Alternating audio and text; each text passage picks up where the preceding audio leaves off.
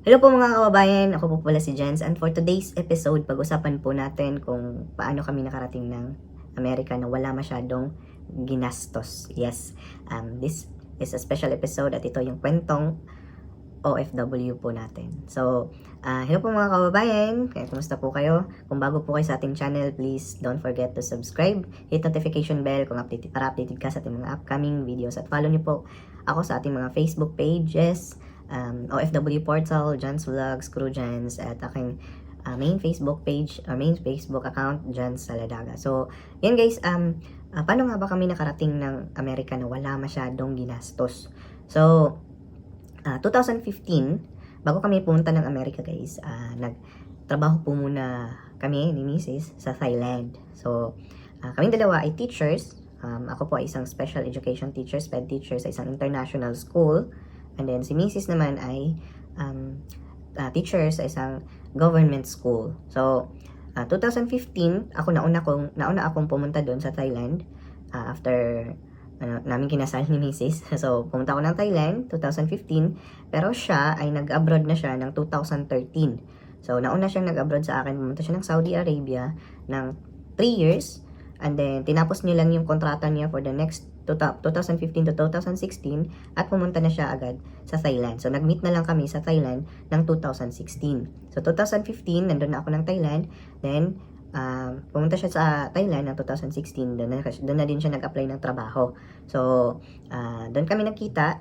So, ang hirap for 1 year, LDR kami. Ako lang mag-isa sa Thailand. So, meron kaming kaibigan doon na tumulong sa amin. Shoutout kay Sir Mark and Ate Dayan na tumulong sa amin para makapunta kami ng Thailand. So, actually guys, wala sa mind ko talaga na mag-abroad. So far, gusto ko lang naman talaga na nasa Pilipinas lang nung una. Gusto ko lang, nandun lang kami, nandun yung pamilya namin. Okay naman ako sa kahit hindi malaking sahod. Sanay naman ako. Sanay ako sa isang parang okay lang naman ako sa konti lang yung sahod. So ako nag-start ako ng sahod sa akin sa Pilipinas, 3,000 a month lang. Volunteer, parang volunteer lang ako pa nagpamamasahe, tapos lumaki siya ng 9,000 na sa isang government.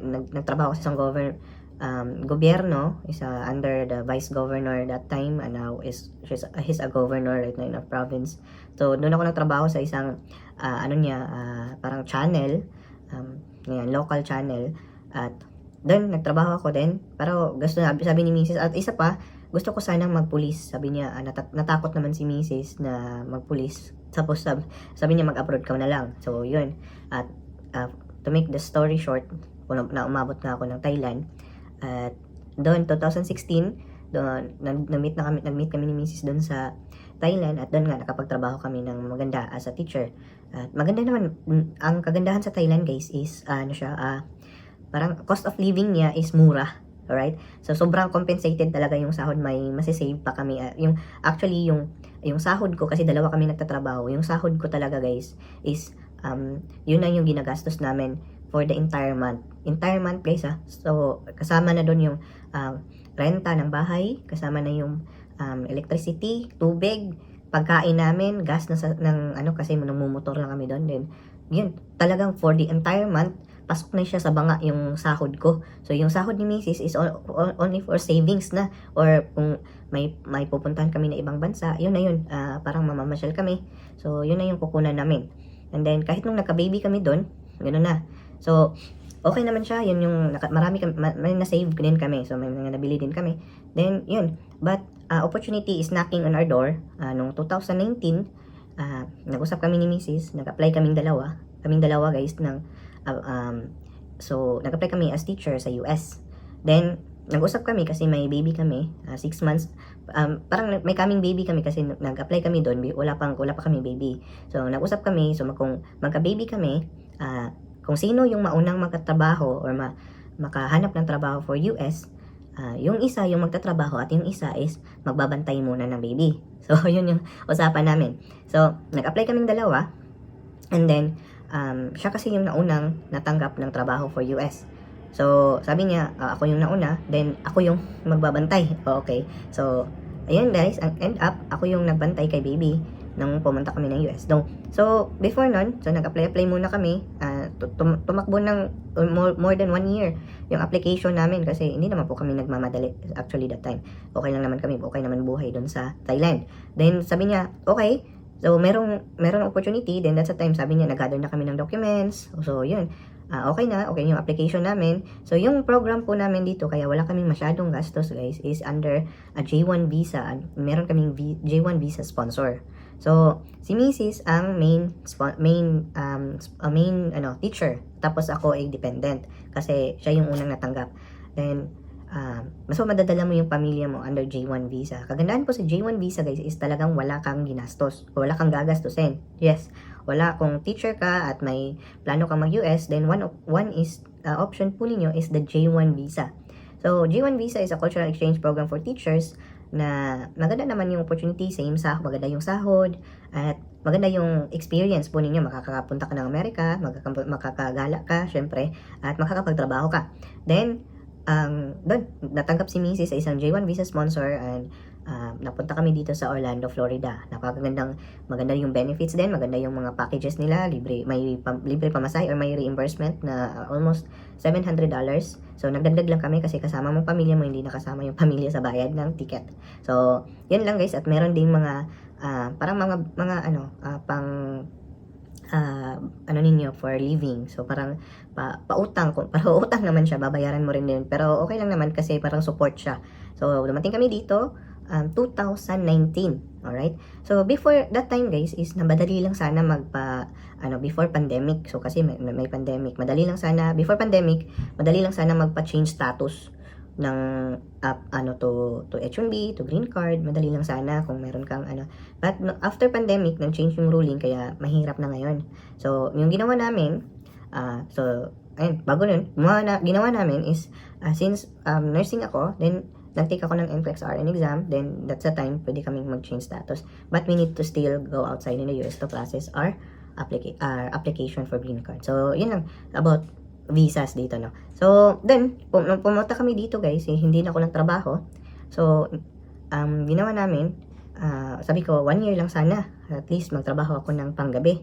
But suddenly pandemic came, so hindi ako nagtrabaho, na prolong pa siya. After pandemic na, nagtrabaho ako guys. Ano yung trabaho ko dito? Kasi yung si Mrs. ko is full-time teacher siya ng umaga. So kailangan ko maghanap ng panggabi. So yung panggabi guys is mahirap kasi hindi fix yung oras mo, no? So naghahanap kami. Meron sanang hotel na pwede kong makapagtrabaho ako doon kasi may kilala kami, may friend kami. But the problem is you need to travel 30 to 45 minutes. So sabi ko, sayang naman yung oras na uuwi ka pa madaling araw, tapos pagod ka pag uwi mo, kailangan mo pang gumising na maaga. Sabi ko, hanap ako ng iba. So ito guys, may nahanap ako isang Pizza Hut store. Yan. So ito yung naging trabaho ko. First time ko magtrabaho sa isang fast food chain guys. Never ako nakapagtrabaho sa Pilipinas ng fast food chain. So nagtrabaho ko sa isang fast food chain sa sa Pizza Hut, but hindi siya guys, hindi siya restaurant. Siya take out, order or delivery. So uso kasi dito yung mga delivery. So naging ako guys, naging Pizza Hut driver. Yung una kong trabaho guys is naging driver ako. So nung nag-drive ako, masaya siya guys kasi kumikita ka na, may per hour ka, tapos may tip. Kasi dito sa Amerika guys is mahilig sila sa mga tips. So nagagalit yung ibang mga tao na hindi nabibigyan ng tips. So kagandahan sa tips guys is sobrang malami kang masisave talaga, talagang grabe. So actually yung tips is mas malaki pa sa sahod mo per week, no? So yung tips lang natin is umabot ng $250 to $300 a week. Ganun, malaki talaga siya. So for in a month. So kung bagat 250, so 500, 1,000 a month din. Yun kung magtatrabaho ka 5 days a week, no? So ganun siya guys. So naging ako delivery driver, but suddenly sabi ko napapagod na din ako kasi nasisira. Yun ang problema guys, is nasisira yung sasakyan mo kung hindi brand new yung car mo. So yun yung problema. Sabi ko gusto kong pagtrabaho sa loob. So matagal din, mga 8 months din akong nagtrabaho as a driver. Then nung nasa loob ako guys is ako nag-start ako as CSR. So, parang customer service. And then, naging ano din ako, naging cook din ako. So, naging nagluluto ako ng pizza. Then, suddenly, sabi na, umalis yung isang parang shift manager. Ayan, shift manager siya. So, nag-apply ako sa manager. Sabi niya, pwede ako din, pwede ka. So, pwede ako, nag-training ako. Then, naging isang manager ako sa isang Pizza Hut. No? So, naging manager ako sa Pizza Hut for almost 4 months din. 4 months ba yun? So, 4 months. So, parang ganun. Kasi, more than 1 year ako nagtrabaho sa Pizza Hut. So, nagtrabaho ako as manager, din naging cook din ako. So, yun. Naikot ko lahat ng posisyon doon sa Pizza Hut. Diba? So, napakagandang opportunity din yun. So, pero mahirap sa part ko kasi teacher ka sa US, teacher ka sa Thailand. Teacher ako sa Thailand dati. Then, nung pumasok ko sa Pizza Hut, parang, diba? Ibang iba to. Iba yung trabaho. So, nanghuhugas ka ng mga pinggan ng nilutuan ng pizza. Yun, iba, hirap siya. Pero, okay naman, nag-enjoy naman ako kasi kailangan kami swapping ni Mrs. Kasi hindi namin pina-enroll si Z sa school kasi baby pa naman siya, natatakot din naman kami. So yun, swapping kami, panggabi siya magbabantay, matutulog sila, pagdating ko tulog na sila. So ang kahahirap lang sa isang manager is kailangan mo umuwi ng 1 o'clock in the morning. So 1 AM ka na matatapos, hindi 12. So pinakamataas na yung 1. So minsan 12 or matagal na yung kailangan mo kasing guys, as a manager sa isang store, at the end of the shift kailangan mong mag-inventory. Tapos ako lang mag-isa. Tatakot nga ako kasi pera yung kinakwenta ko. Ayan, nag-account ka ng kailangan mo ng tawag nito, ilang dough yung naiiwan, yun, kinakount ko yun as a manager. Tapos yung kita, tapos dapat ready for tomorrow, check mo kung malinis na ba yung store. So, ganun yung ginagawa ko guys sa manager. So, nakakatuwa naman, na-enjoy ko naman siya as, sa opportunity na ganun, no? So, dapat kung gusto nyo, kung mag-America kayo as, hindi naman as a teacher, or as a husband kayo ng isang teacher, then open kayo sa mga ganyan, para ma-adjust kayo, or para kung gusto niyo swapping kayo, kung may baby kayo. Pero kung wala kayong anak, pupunta dito, then you can choose any job. Napakaganda dito sa US guys, maraming trabaho, basta gusto mo, di ba? Pero kung yun nga, sabi ko nga sa isang vlog ko, kung gusto mo magtrabaho as a professional, then you need to get certificates. Yun dito kasi yung labanan kasi dito is degrees and certificate plus experience, right? So kung gusto mo maging isang nurse, kailangan mo maging isang certified or registered. So yung ginawa ko guys is kailangan kong kumuha ng license sa US. So, isa naman akong nursing graduate ako sa Pilipinas, Bachelor of Science in Nursing, and then kumuha ako ng education degree. So, plus yung degree ko kasi BSN ako, then naging secondary education ako, kumuha ako ng supplemental. So, para maging teacher ako sa Thailand. To get a license also in Thailand. Then, dito is, pwede naman ako maging teacher, but I need to take also license or certificate sa teaching. Pero since in demand yung nursing dito sa US, then ginawa ko guys is nag-apply ako for exam as a licensed nurse. Alright? So yung ginawa ko natin, nag-apply ako sa New York kasi isa guys is New York yung isa sa madali lang applyan, no? Madali lang yung process. Then you can use that license in any other state. So nag-apply ako, it take to me almost 8 months. 8 months yung application ng pag-apply lang muna guys pag-apply muna, hindi po yung pag-exam. So, nag-apply ako sa New York and then na-approve naman siya. So, nung na-approve siya, tumagal pa kasi nag-review pa ako. So, ginawa ko lang is self-review. So, nag-self-review lang ako and then for 4 months, sabi ko Mrs. na ako na pwede ba akong mag sa work. Parang hindi muna ako kasi para ma-focus ko yung review ko. So, sabi niya okay naman siya, okay naman yung sa kanya kasi yung sahod naman namin is okay naman, mabubuhay naman kami. Sabi niya, for our future naman to. So, yun. So, yun guys, tuloy-tuloy, nag-review ako. Then, nag-take ako nung August. Then, awan ng Diyos, pumasa naman po tayo at naging USRN din po tayo. And now, we are, nag-apply na po kami for our EB3 or green card visa. Then our agency is trying to apply as a nurse na. Then we need to continue muna our J1 visa until June kasi kailangan namin tapusin yung visa namin, and then after that they will process na. Dayan. So yun, tuloy-tuloy lang ang pangarap natin kung saan tayo dadalhin ng ating mga paa, no, sa ating journey as OFW. And then, June, kailangan namin mag-exit kasi tapos na yung visa namin.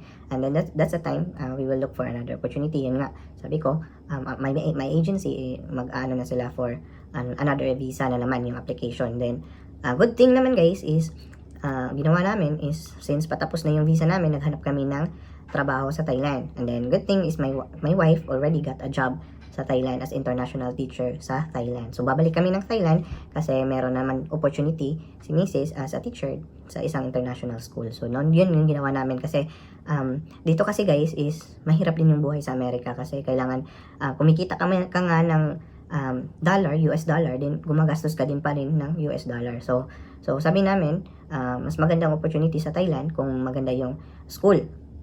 Since maganda naman yung school, maganda yung benefits, then so yun, marami maganda yung offer, then we grab the opportunity also na tanggapin yung offer ng isang school, isang international school. So doon guys, papakita ko po sa inyo next chapter ng ating OFW or kwentong OFW sa Thailand. Kaya yun guys, so yun lang yung paano kami nakarating ng Amerika at ano yung naging trabaho ko dito sa US. At yun yung storya natin, ito yung kwentong OFW natin. So maraming salamat po guys at sana na-inspire kayo. So kung gusto niyo maging isang OFW, dapat ready lang po kayo sa mga dadating sa buhay niyo kasi hindi po natin alam kung ano mangyayari. Right? So dapat ready lang po kayo, tuloy-tuloy lang at manalangin lang po parati sa Panginoon. Kaya good luck po sa inyong mga plans po na maging isang OFW. At so yung tanong, masaya ba? Yes, of course masaya naman kung kumikita ka ng malaki kaysa sa Pilipinas. Alright? So yan lang po guys ang ating kwentong OFW. Ako po pala si Jans at see you again in my next vlog. Bye! Thank you for watching. If you like this video, please like and follow my Facebook page and subscribe to my YouTube channel, OFW Portal. To God be the glory.